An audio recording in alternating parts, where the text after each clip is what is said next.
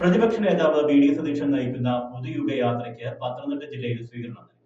27 നടക്കുന്ന സ്വീകരണ പരിപാടിക്ക് ക്രമീകരണങ്ങൾ പൂർത്തിയായതായി സംഘാടക സമിതി പത്തനംതിട്ടയിൽ വാർത്താ സമ്മേളനത്തിൽ അറിയിച്ചു.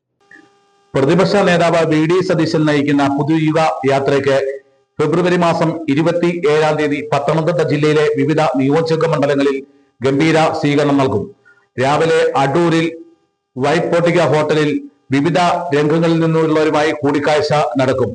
തുടർന്ന് രാവിലെ 10 മണിക്ക് അടൂർ KSRTC ജംഗ്ഷനിൽ ചേരുന്ന സ്വീകരണ സമ്മേളനം RSP നേതാവ് NK പ്രേമചന്ദ്രൻ ഉദ്ഘാടനം ചെയ്യും. 11:30 തിരുവല്ല മുനിസിപ്പൽ ഓപ്പൺ സ്റ്റേജിൽ നടക്കുന്ന പൊതുയോഗം രാജ്യസഭാ ഉപാധ്യക്ഷൻ പ്രൊഫസർ PJ കുര്യൻ ഉദ്ഘാടനം ചെയ്യും. 3:30 ആറന്മുള നിയോജക മണ്ഡലത്തിലെ സ്വീകരണ പരിപാടികൾ പത്തനംതിട്ട പഴയ പ്രൈവറ്റ് സ്റ്റാൻഡിൽ AICC വർക്കിംഗ് കമ്മിറ്റി അംഗം രമേശ് ചെന്നിത്തല ഉദ്ഘാടനം ചെയ്യും. 5 മണിക്ക് കോന്നി ടൗണിൽ സ്വീകരണ സമ്മേളനം UDF സംസ്ഥാന convener advocate Adoor Prakash MP ഉദ്ഘാടനം ചെയ്യും. വൈകുന്നേരം 6:30 റാന്നി ഇട്ടിയപ്പാറയിൽ നടക്കുന്ന സമാപന സമ്മേളനം ആന്റോ ആന്റണി MP ഉദ്ഘാടനം ചെയ്യും.